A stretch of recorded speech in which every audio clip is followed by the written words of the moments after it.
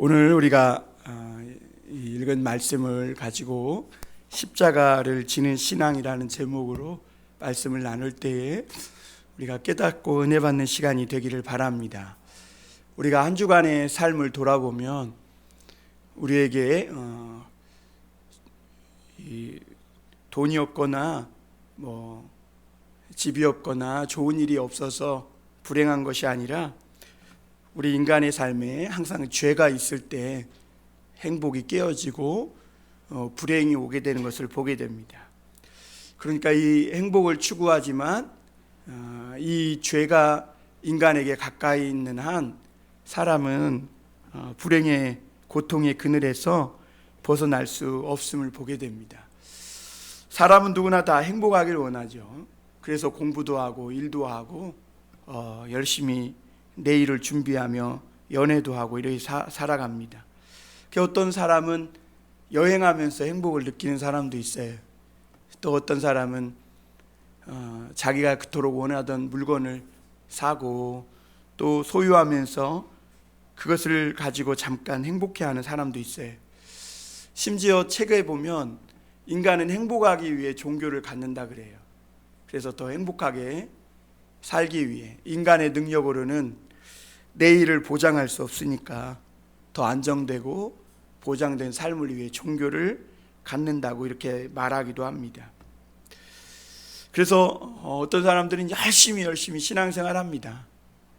근데 그렇게 신앙생활을 열심히 하면 할수록 모든 일이 다 잘 되고 다 잘 풀리면 좋은데 사랑하는 가족들이 불의의 사고를 당한다거나 열심히 신앙생활을 하는데도 어려운 일들이 또 큰 질병이나 고난이 삶에 찾아오면 참 하나님이 이해가 안 됩니다. 행복하기 위해서 열심히 하나님을 믿었는데 왜 하나님은 도와주시기는커녕 더 어려움만 이렇게 생기게 하는가? 정말 하나님은 살아 계신가? 하나님이 안 계신데 있는다고, 하나님이 계시다고 믿고 있는 것은 아닌가? 이런 유혹과 의구심이 생기기도 합니다. 그런데 예수님은 오늘 우리가 말씀을 읽어보면 우리 생각과는 완전히 반대되는 말씀입니다. 이 말씀을 정말 우리가 입술로만이 아니라 마음으로 아멘 할 수 있다면 참 복 있는 것 같아요. 오늘 말씀이 머리로는 이해가 되지만 가슴으로는 참 받아들이기 어려운 말씀들입니다. 오늘 특별히 주님은 이 말씀의 핵심이 뭐냐면 누구든지 나를 따라오려거든 자기 십자가를 지고 따라와야 합당하다 이렇게 말씀합니다. 그리고 심지어는 가족들과 원수가 될 것도 각오해야 된다. 예수님을 따라오려면 자기 가족과 사랑하는 이들과도 원수가 될 각오까지 해야 된다는 거예요. 심지어 부모나 아무리 귀한 자식이라도 3대 독자, 5대 독자라도 예수님보다 더 사랑하면 예수님 앞에, 하나님 앞에 그 사람은 합당하지 않은 자다. 이렇게 말씀하셨어요. 확실히 아멘을 안 하시네요. 예, 아멘이 안 되죠.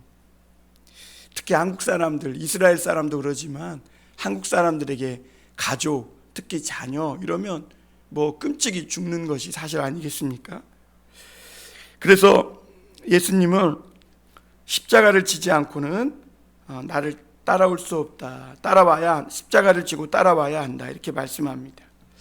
그런데 여러분, 오늘 우리가 우리의 시각으로 이 말씀을 보기보다 그 당시로 좀 들어가서 예수님이 십자가를 지고 나를 따라와야 한다라는 이 말씀을 생각해 볼 필요가 있어요.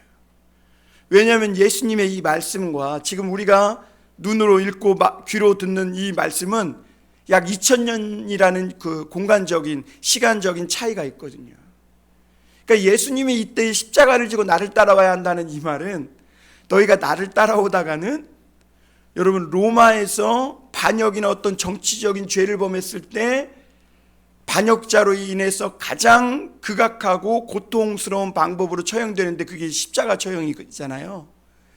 그러니까 예수님이 지금 나를 따라오려거든 십자가를 져야 한다 이 말은 그냥 지금 우리가 여기서 앉아가지고 아유 내 삶에 조금 십자가가 있구나 이런 정도가 아니라 지금 그 말이 이 제자들의 귀에는 어떻게 들리냐면 주님을 따라가다가는 지금 이 이스라엘을 지배하고 있는 이 로마의 가장 고통스러운 처형 방법인 십자가를 지고 교수형을 당할 수 있겠구나라는 것을 아마 제자들이 느꼈을 겁니다. 그러니까 우리가 이 말씀을 지금 받아들이는 무게감과 그 당시 제자들이 받아들이는 무게감은 현격한 차이가 있는 거예요. 지금 우리는 그냥 추상적인 십자가를 생각하고 있는 것이고 당시 제자들은 실제로 현실적인 교수형을 당할 수 있는 십자가 처형을 당할 수 있는 그 생각을 하고 있는 것이죠. 예수님을 따르려면 행복은 고사하고 가장 고통스럽게 처형당할 이 교수형까지도 생각해야 된다. 그런데 이 말을 듣고도 따라간 제자들이 대단한 것 같아요. 배와 그물을 버려두고 따랐으니까 뭐 지금 무슨 생각으로 따르고 있는지는 모르지만 하여튼 일단 주님을 따르고 있는 것만은 대단합니다. 근데 왜 예수님은 다른 신들과 달리 신앙생활을 하면 행복을 준다고 그래야지 행복이 아니라 십자가를 준다고 그러느냐 하느냐는 것이죠. 분명히 요한복음 10장 10절에서 보면 내가 온 것은 양으로 생명을 얻게 하고 더 풍성히 얻게 하려 하심이라 이렇게 말씀하셨거든요. 그런데 오늘 이 말씀에서는 완전히 반대되는 말씀을 하고 있는 거예요. 생명이 아니라 십자가에 죽을 각오를 해야 된다 이렇게 말씀하는 것이죠. 그럼 도대체 예수님은 지금 무슨 뜻으로 예수님을 믿는 사람들에게 이 말씀을 하고 계신가? 그리고 정말 십자가를 져야 한다면 무엇 때문에 또 어떤 십자가를 주님이 져야 한다고 말씀하고 있느냐, 이거를 우리가 오늘 말씀을 통해 깨닫고 깊이 생각해야 우리가 더 영적으로 깊어지고 정말 주님이 하신 그 진리가 무엇인지를 깨닫게 될 수 있는 줄 믿습니다. 그래서 여기서 예수님이 요구하신 십자가가 무엇인가? 오늘 우리가 그래서 먼저 생각해 볼 것은 예수님이 말씀하시는 십자가에 대해서 한번 나눠보겠습니다. 20세기 기독교 신앙에서요 가장 화제가 되었던 그 단어는 제자도라는 단어입니다. 제자도. 그러니까 예수님의 제자로서 살아가는 삶의 길이라는 의미죠. 데이빗 왓슨이라는 사람은 이 제자도라는 책을 썼는데 거기서 뭐라고 얘기했냐면 오늘날 서양의 기독교가 몰락한 이유는 예수 그리스도의 이 제자도를 가르치지 않았기 때문이다라고 이렇게 말씀했어요. 그 책에서 지적하고 있습니다. 그리고 여러분 제자도로 유명한 또 한 사람이 있는데 독일의 디트리히트 보니퍼. 이 보네퍼는 우리가 잘 아는 선한 능력으로라는 이 찬양으로도 유명하거든요. 선한 능력으로 뭐 이렇게 시작되는 무슨 찬양이 있는데 그 찬양을 들을 때마다 한번 유튜브에서 한번 들어보세요. 굉장히 마음에 울림이 강합니다. 왜냐하면 보네퍼가 히틀러 암살단에 가담했다가 잡힙니다. 그래가지고 감옥에 갇혀요. 그 감옥에서 있으면서 찬송가를 지은 것으로 이렇게 제가 알고 있거든요. 알기로는. 어쨌든 그래서 그 고난과 어려움 속에서 지은 찬송가이기 때문에 찬양이기 때문에 굉장히 울림이 큰 것 같아요.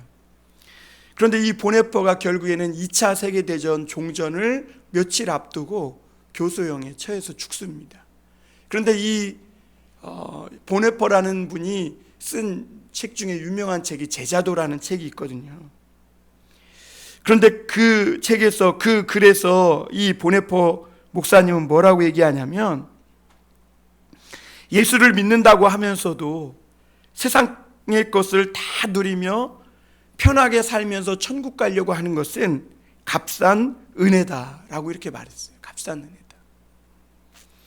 예수님을 믿는다는 것이 예수님의 제자가 되는 것이고 그리고 예수님의 제자가 된다는 것은 제자로서 지불해야 하는 합당한 대가가 있는데 그것이 바로 불의와 맞서 싸우는 것이고, 그리고 예수님이 지난 우리 마태복음 5장에서 봤던 이 산상설교의 말씀을 지켜 행하며 사는 것이다 라고 이렇게 말했어요.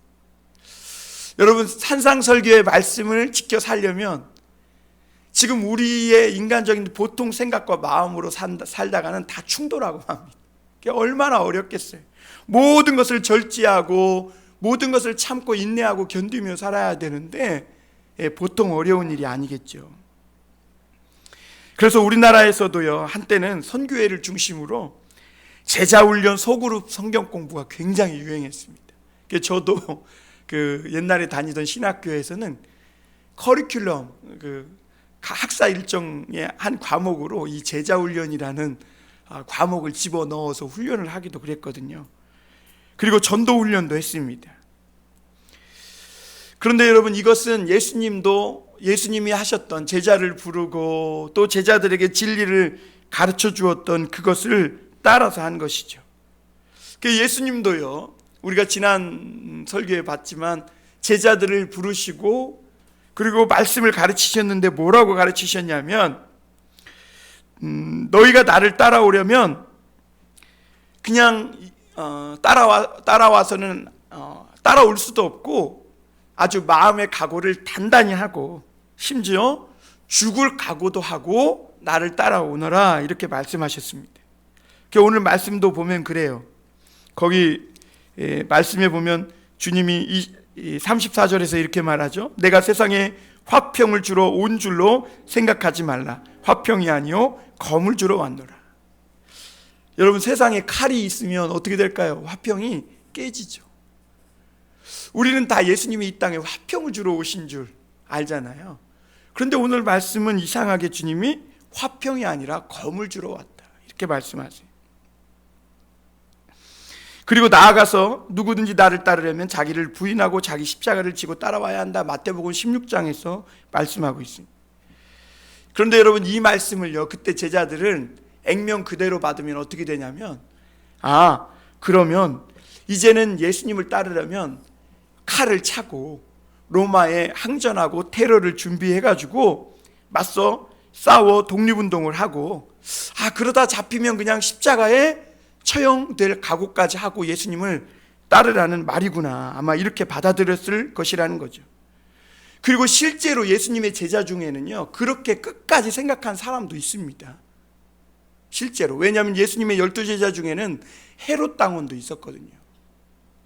그러니까 이런 사람들은요, 끝까지 예수님께서는 언젠가는 마침내 사람들을 규합한 다음에 무기를 나눠주고 로마의 항전에서 싸워서 로마로부터 이스라엘을 해방하고 왕이 될 거에 대한 그런 현실적인 메시아주의, 현실적인 그런 왕이 될 것을 기대하고 쫓았던 사람도 있었습니다. 그런데 문제는 뭐냐면, 예수님이 정말 그렇게 말씀하셨다면 제자들에게 비밀 결사대를 조직하고 막 칼을 착착착착 막 나눠주고 군호를 짜고 테러를 어떻게 할 것인가 구체적으로 상세하게 준비를 해야 되는데, 이상하게 예수님은 그러지 않다. 검을 주러 왔노라 그러는데 검을 안 주는 거예요. 그리고 예수님은 한평생 열심히 하나님의 말씀만 가르치다가 그리고 결국엔 그 말씀대로 주님이 죽어버려요. 죽도록 하나님 말씀만 전하다가 그냥 말씀을 가지고 죽으시는 거예요.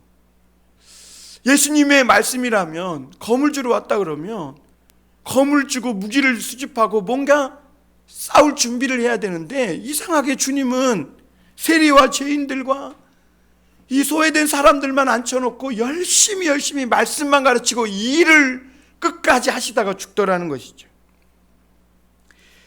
그러면 도대체 예수님이 지금까지 하신 이 말씀하신 제자도의 의미가 뭐냐라는 거죠. 제자도예요.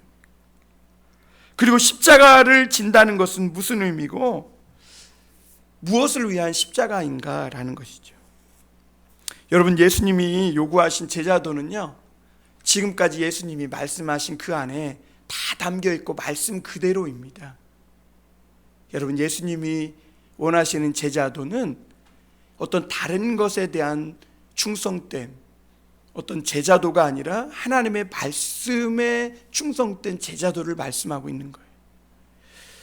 예수님이 첫 번째 입술로 선포하신 말씀은 회개하라 천국이 가까웠느니라 였습니다. 그러니까 예수님의 제자도는 유대 독립군처럼 칼을 들고 테러를 일으키고 지금 이슬람처럼 막 테러를 일으키고 성전이라고 해갖고 막 종교적인 싸움을 하고 그런 제자도가 아니라 제자들과 우리가 이 땅이 아니라 하나님의 능력을 받고 그리고 이 땅에 하나님의 말씀을 가지고 복음을 전하고 살면서 하나님의 나라가 이 땅에 임하게 하는 것.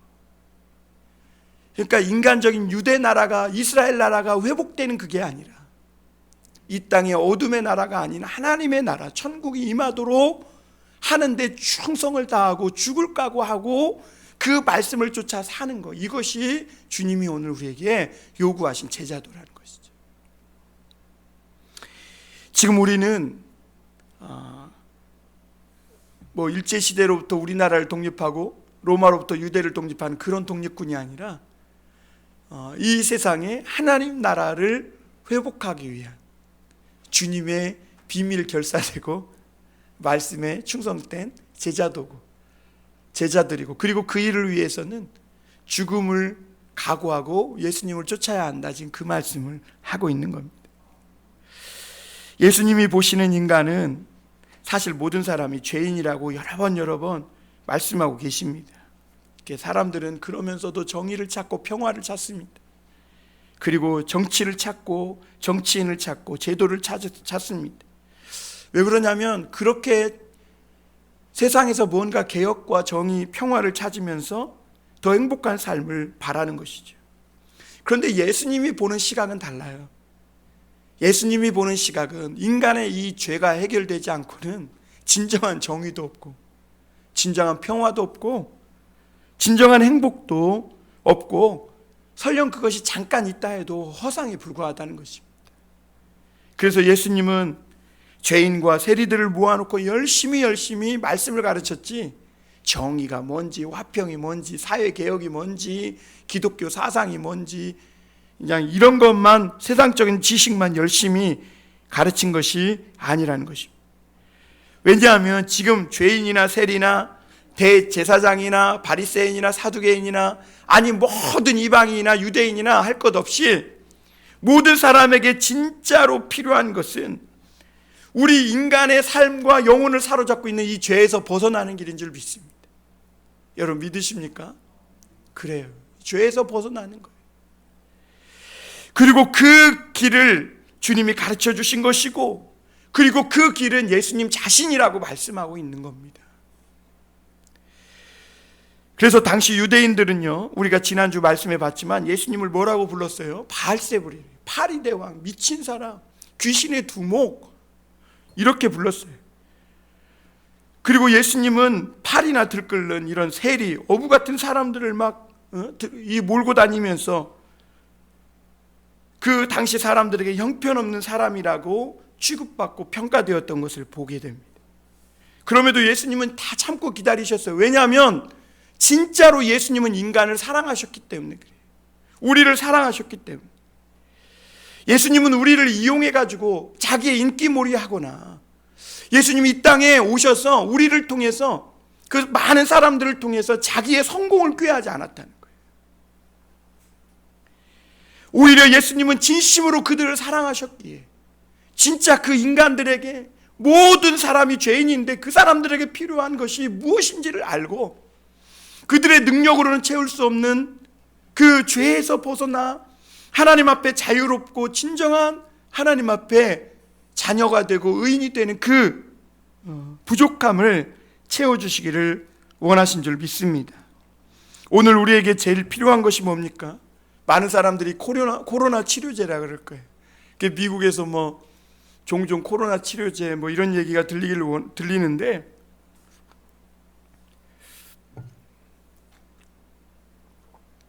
그러나 여러분 오늘 우리에게 제일 필요한 것은 물론 코로나 치료제도 필요하겠지만 우리 안에 있는 내 영혼에 내 내면에 나도 모르게 도사리고 있는 이 숨은 죄가 치료되는 것, 그것이 가장 우리 인간에게 근본적인 줄 믿습니다. 죄가 치료되지 않는 한 인간에게는 희망이 없다는 겁니다. 그리고 이 죄가 치료되려면 무죄하신 죄 없으신 예수님의 피가 필요한 것이죠. 여러분, 예수님의 피라고 해서, 예수님이라고 해서 무조건 인류를 다 구원할 수 있는 건 아니에요. 예수님도 우리 인류를 구원하시기 위해서, 또 우리를 죄에서 건지시기 위해서 예수님의 피가 그냥 흘린다고 보혈이 되는 게 아니라 하나님의 말씀대로 다 살아내시고, 그리고 그 말씀대로 십자가에 달려 죽으시고, 말씀대로 사시다가 십자가에 달려 죽고 부활하셔야 그 피가 우리를 살리는 보혈이 되는 거예요. 그냥 예수님이 이 땅에 오셔서 그냥 객사했다고 해서 그게 보혈이 아니라는 거죠. 그래서 예수님은 하나님의 말씀대로 사셨고, 그 말씀대로 순종하시고 충성되게 십자가에 달려 죽기까지 복종하심으로 죽으시고 부활하시고 우리를 살리는 보혈의 피를 흘려주신 줄 믿습니다. 여러분, 인간이 이 죄를 치료하지 못하면 어떻게 됩니까?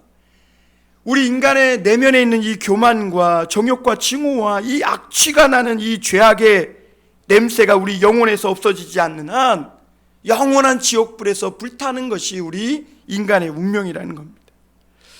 그래서 예수님이 정말 우리를 사랑하시기 때문에 진통제가 아니라 우리 인간의 모든 불행의 뿌리가 되는 이 죄를 제거해 주시기 위해 주님은 십자가를 질 것이고 너희도 십자가를 져야 한다, 이렇게 말씀하신 거죠. 그리고 이 십자가는 곧 죽음을 의미하는 것입니다. 죽음. 그러니까 오늘 십자가 지는 신앙은 뭐예요? 결국은 죽는 신앙이에요. 죽는 신앙. 그러니까 예수님은 죽음으로 산다, 오늘 이렇게 역설적으로 말하고 계시죠. 예수님은 자기 죽음도 각오하셨을 뿐만 아니라 예수님을 따르는 제자들에게 너희도 오늘 십자가를 져야 한다는 것은 너희도 죽을 각오를 해야 한다, 지금 이 말씀을 하는 겁니다. 그래서 우리는 이러한 말씀들이 이해가 안 돼요. 왜냐하면 예수님만 죽으면 됐지 왜 제자들도 예수님을 따르는 우리도 죽어야 하는가?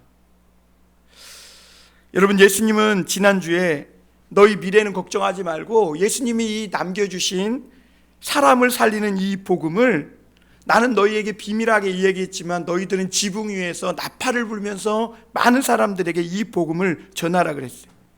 그런데 이 복음을 가지고 세상에 나아가면 어서 오십시오, 환영합니다, 이게 아니라, 물론 좋아해 주는 사람도 있겠지만 대부분의 사람들은 그 복음 전하는 사람을 행색을 보고 무시하고 멸시하고 받아들이지도 않고 마치 유대인들이 예수님을 바알셈을 미친 사람이라고 취급하는 것처럼 너희들도 그런 취급을 할 거라는 겁니다.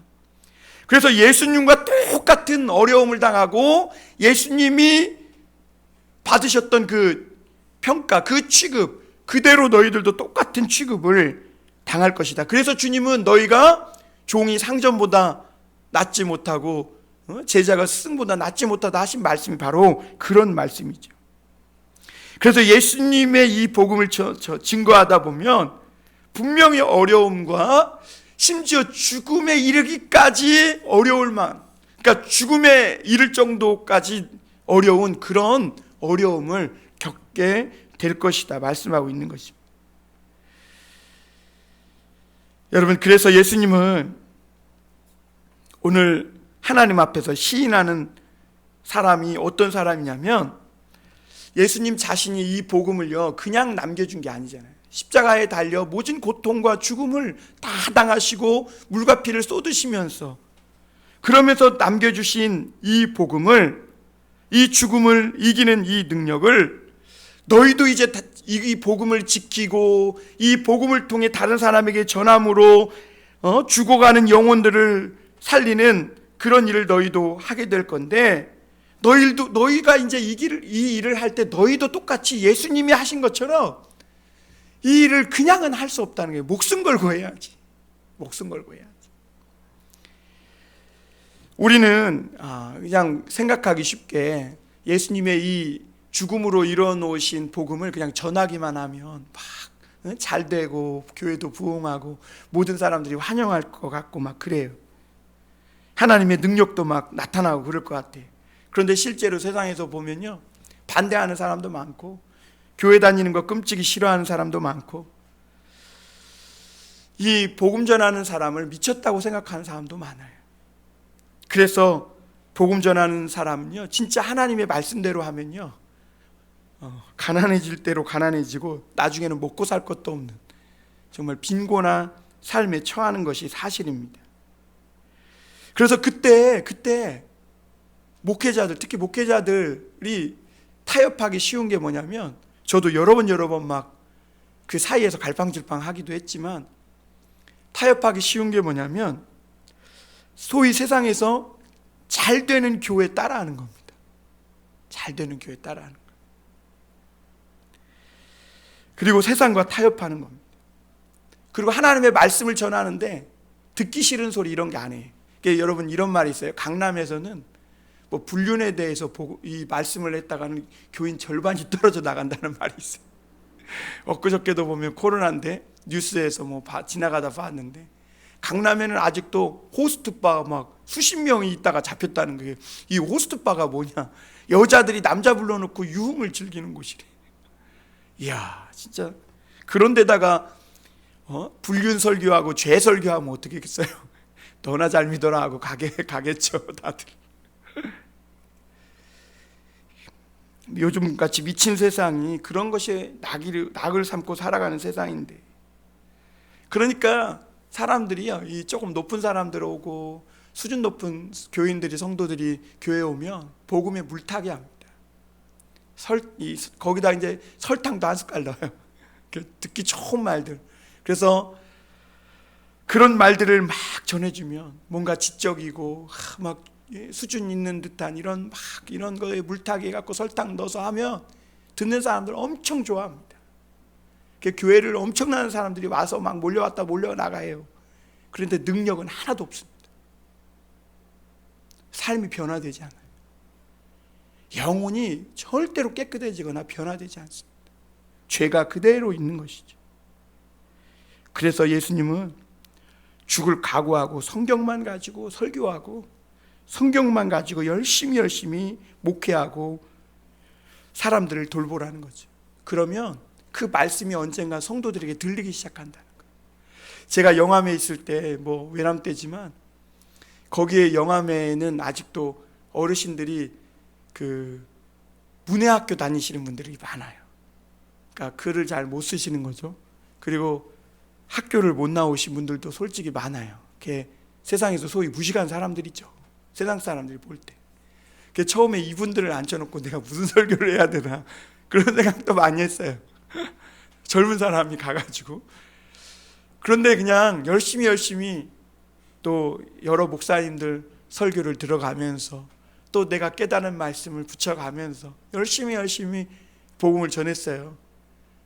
그런데 이분들이 들으시더라고. 제가 그 교회를 사임하고 서울로 올라가게 될 때 어떤 한 집사님이 이런 말씀을 하세요. 제가 잊지도 않아. 목사님, 이제 좀 설교가 들리려고 하는데 서울로 가시면 어떡하냐. 그걸 우시는 거야. 아, 그래요? 나는 하나도 안 듣고 있는 줄 알았거든. 저 혼자 열심히 떠들고 성도들은 그냥 어떤 사교 모임으로 소사이어티 어떤 집단으로 교회 왔다 갔다 하시면서 그냥 대인관계 속에서 그냥 교제하려고 이렇게 다니시는 줄 알고 있었는데, 그래서 제가 그때 깨달은 바가 많았습니다. 여러분, 말씀을 듣는다는 거 굉장히 놀라운 일입니다. 그런데 여러분, 교회에 성도들이 말씀 들으러 오지 그럼 교회 뭐하러 옵니까? 이렇게 생각하는 성도들 많잖아요. 절대 그렇지 않습니다. 교회 말씀 듣고 가는 분들 몇 분 안 돼요. 설교하면서 사람들 생각하기에 다 집 생각, 자식 생각, 막 근심 걱정들 꽉 차 있고요. 설교 빨리 끝나기만 바라는 사람이 태반입니다, 여러분. 요즘은요, 설교 시간이 줄다 주일 예배 설교도 20분 만에 끝내라고 하는 교회가 굉장히 많대요. 15분. 제가 그랬죠. 초등학교도 45분 수업합니다. 40분 수업해요. 초등학생들 뭐 수업이 그게 다 집중력 그거 다 감안해가지고 유치원은 몇 분, 초등학교는 몇 분, 중학교는 몇 분, 고등학교는 몇 분, 대학교는 몇 분 이렇게 수업 시간을 정해놓은 거 아니에요. 하물며 하나님을 믿는다고 하는 성도들에게 15분 설교, 20분 설교에 무슨 설교를 하겠어요? 아 하면 끝내야지, 이제 덮어야지. 깊이 있게 뭘 가르칠 수 있겠어요? 여러분, 제자들이나 복음 전하는 사람들, 또 심지어 오늘날 목회자들도 예수님과 함께 십자가에 죽는 심정으로 사역을 해야 된다는 거예요. 이렇게 주님과 함께 십자가에 죽는 심정으로 내가 고난을 당해도 이 말씀에 절대 물타지 않겠다. 내가 그냥 단 한 명을 놓고 목회해도 내가 절대로 설탕 타지 않겠다. 예수님도 그랬죠. 막 자기가 죽는 이야기하고 너희가 내 살과 피를 먹어야 한다 그러니까 많은 제자들이 예수님을 떠났어요. 그러니까 예수님이 베드로에게 베드로야 너도 가려느냐 그랬더니 베드로가 뭐라 그래? 예수님 영생의 말씀이 여기 있으면 내가 어디로 가리까? 예수님께서 죽음으로 만들어주신 이 구원의 복음을 오늘날 성도들도 또 오늘도 우리도 죽음을 각오하고 증거하고 살아내야 한다는 것입니다. 타협하지 않고 죽을 각오로 복음 전할 때 그것이 진짜 비싼 복음이 되는 줄 믿습니다. 그러면 사람들이 변화되고 그렇게 될 때 우리가 그토록 원하던 사회 정의, 평화, 도덕과 윤리가 있는 수준 높은 그런 사회 이루어지는 줄 믿습니다. 39절에 보면 예수님은 또 이렇게 말씀하세요. 자기 목숨을 얻는 자는 잃을 것이요 나를 위하여 자기 목숨을 잃는 자는 얻으리라. 여러분, 예수님은 역설적입니다. 어떻게 죽으려고 하는 사람이 살고 살려고 하는 사람이 죽는가? 요즘 희망이 없어서 죽으려고 하는 사람들이 다 죽지 않는가? 이렇게 생각하기 쉬운데 예수님이 오늘 이렇게 말씀하신 이유는 죄 때문입니다. 그래서 말씀대로 살기 위해 죽으려고 하면 정말 죽을 것 같고 아무런 능력도 안 나타나고 우리가 예수님만 전하면 뭔가 막 기적도 일어나고 막 교회도 잘 되고 막 형통하고 이럴 것 같은데 아무 일도 안 일어난다는 거예요. 그래서 목회자나 그 성도나 교회가 점점 가난해지고 어려워져요. 그래서 정말 죽을 것 같아요. 그런데 여러분, 이상하게 산다는 거예요. 그렇게 죽을 마음으로 하면 산다는 거예요. 그런데 그때 마귀가 와서 하나님 말씀 다 거짓말이고 지금이라도 타협하고 빨리 인간적인 방법을 써. 너도 네 속 좀 차려 하면서 이 의심을 주고 유혹합니다. 그리고 실제로 세상에서 이 인간적인 방법으로 타협하고 또 이렇게 해서 잘하고 출세하고 성공한 사람들도 있는 것이 사실입니다. 그런데 나는 아무것도 안 되고 나는 이러다 그냥 끝나는 거 아닌가, 이런 서글픔이 들 때도 있습니다. 그런데 여러분, 그때 그래도 내가 하나님을 믿는데, 그래도 내가 신앙을 가졌는데 무언 타협이냐, 죽어도 하나님 안에서 하나님과 함께 죽겠다, 그런 마음으로 하나님과 함께 가난하고 내가 비참해도 주님과 함께 비참하겠다, 이런 마음으로 죽을 각오를 하고 하면 결국에는 잘 사는 건 아니어도 그냥저냥 살아가고 또 그 삶이 세상에서는 정말 아름다운 빛이 나는 삶이 되게 되는 줄 믿습니다. 그리고 실제로 어느 날 그렇게 살다 보면요, 기적도 일어납니다. 생각지도 안 됐는데 막 자녀들이 잘 돼요. 그리고 교회가 이상하게 유지가 잘 돼. 뭐 다른 사람들은 우리 교회 뭐 찢어질 듯 죽일 듯 막 죽을 듯 그러고 있는 줄 아는데 여러분, 그렇지 않습니다. 저도 모르겠어요. 우리 교회에 재정 형편이나 이런 모든 부분들이 저도 어떻게 채워지는지는 사실 모르겠어요. 그런데 정말 하나님은 이상한 방법으로 도우시고 채우시는 것을 보게 됩니다. 그래서 정말 이 코로나를 이기지 못하고 극복하지 못한 교회들이 많이 있는데 저희는 그래서 하나님 앞에 늘 은혜에 감사해요. 잘 기도도 못하고 설교도 못하는 이 성깔만 있는 이 목사가 여기서 이러고 있는데 하나님이 유지시켜 주는 게 감사하고 그냥 다 은혜라고 생각합니다. 세상을 따라가면 누구나 다 인기와 부를 얻고 세상에서 지위를 얻기 쉽습니다. 그러나 여러분, 세상에서 그런 것들 다 얻을지는 모르지만 사실 그 영혼은 죽습니다. 왜냐하면 죄가 그대로 있기 때문에 그래요. 그리고 그는 하나님 나라에서 얻을 것이 아무것도 없습니다. 여러분, 믿는 사람들에게 내가 죽을 각오하고 하나님 말씀과 함께 가난에 처하든 고난에 처하든 살겠다, 이 결단이 어렵습니다. 절대로 쉽지 않습니다. 입으로만 믿는 것과 실제 진실한 마음으로 믿는 것이요, 실제로 현실 속에서는 완전한 차이가 있고 다른 겁니다. 우리도 안전한 길을 가고 싶고 나도 남들처럼 행복한 길로만 가고 싶죠. 그런데 예수님은 그렇게만 가면 죽는 길이라는 게, 그게 너희가 오히려 죽을 각오하고 내가 죽고자 주의 말씀대로 십자가 지고 산다, 그러면 그 사람은 오히려 살게 된다고 말씀하고 있는 줄 믿습니다. 오늘 한 가지 더 볼 것은 하나님 나라가 임할 때 분쟁이 나타난다는 겁니다. 우리는 하나님이 사랑의 하나님이고 평화의 복음이고 그래서 신앙을 가지면 모든 사람과 잘 지내고 잘 어울릴 수 있을 거라고 생각합니다. 그러나 예수님은 오늘 분명히 말씀하세요. 그렇지 않다는 겁니다. 아까도 우리 34절 말씀에서 봤지만 주님은 화평을 주러 온 게 아니라 검을 주러 왔다. 검이라는 것은 뭐예요? 분쟁이 아니겠습니까? 믿는 자들은 세상에 살면 모든 사람을 다 친절하게 대해주고 모든 사람을 돌봐주고 모든 이들과 다 잘 어울리고 그래야 된다고 생각해요.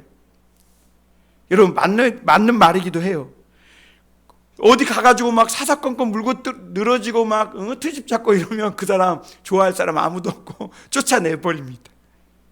그런데 예수님은요, 내가 화평이 아니라 검을 주러 왔다고 하시면서 오늘 심지어 나아가서는 더 과격한 말씀을 합니다. 35절 36절도 한번 보겠습니다. 사람의 원수가 자기 집안 식구이리라. 아버지나 어머니를 나보다 더 사랑하는 자는 내게 합당하지 아니하고 아들이나 딸을 나보다 더 사랑하는 자도 내게 합당하지 아니하며, 이렇게 말합니다. 한번 같이 해볼까요? 아멘. 마음과 생각이 따로 놀죠.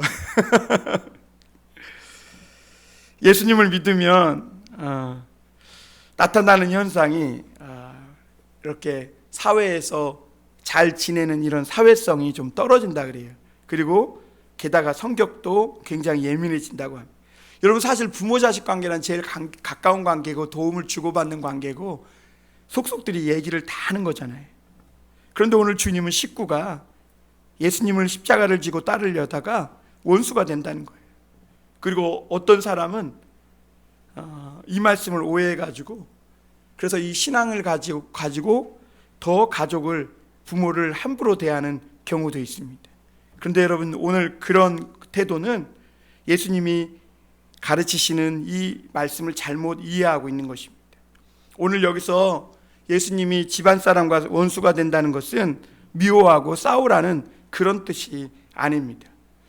오히려 복음이 우리의 영혼을 바꿔놓는다는 겁니다. 그래서 전에는 자식과 가족이 전부인 양, 그것이 정말 가족과 자식을 위해서 사는 것인 줄 알고 살았지만, 그리고 친구는 생명과 같았고 친구의 의리를 위해서라면 내가 대신 죽을 수도 있겠다, 이런 마음으로 살았지만, 그것이 친구를 위한 것인 줄 알고 살았지만 예수님은 그게 아니라는 거예요. 그래서 우리가 예수님을 믿고 나면 이 세상에서 보이는 것보다 더 큰 세계, 보이지 않는 세계를 보게 되는데, 우리가 여전히 가족과 친구와 이웃을 사랑합니다. 그런데 이제는 그것이 전부가 아니에요. 친구가 전부가 아니고 부모가 전부가 아니고 내 사랑하는 자식도 전부가 아니에요. 여전히 친구도 좋아하고 가족도 존경하고 사랑합니다.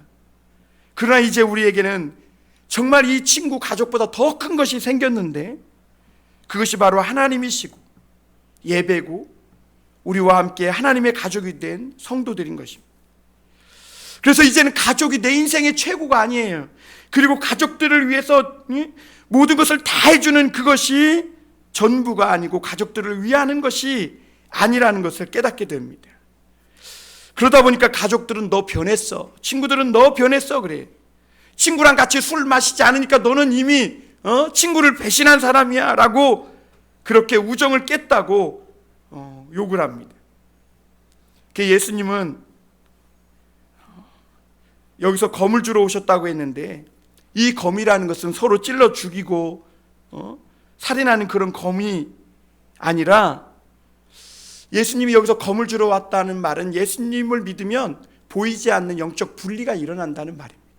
영적 분리가 일어난다. 마치 두부를 딱 자르면 이쪽 두부와 이쪽 두부가 갈라지듯이 예수님을 믿으면 영적 분리가 일어난다는 거예요.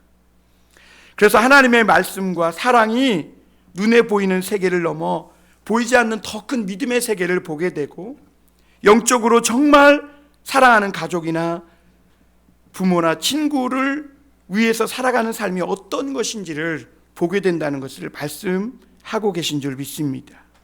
그래서 오늘 37절, 38절에서 주님이 말씀하신 것처럼 이 말은 부모를 거역하고 애들 버리고 미친 듯이 교회만 다니고 전도지도 안 하고 설거지도 안 하고 집에는 막 더럽게 하고 그렇게 살라는 말이 아니라, 사실 전도 안 해도요, 교회 와서 안 닦아도 집에서 설거지하고 방 깨끗하게 청소하시는 게 나아요.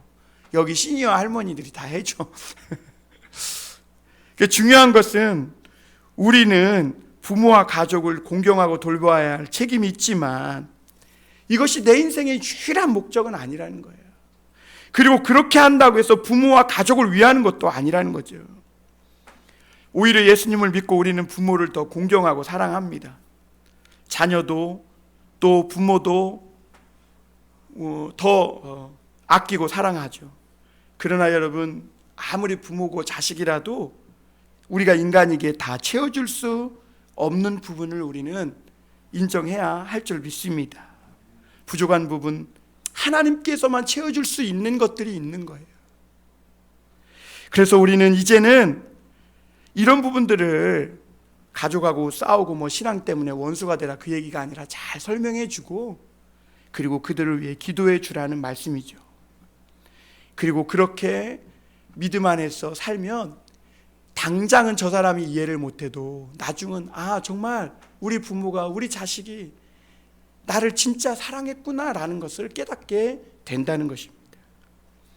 여러분, 오늘 예수님은 마지막으로 십자가를 지고 따르는 그런 삶에 대한 보상도 이야기해 주십니다.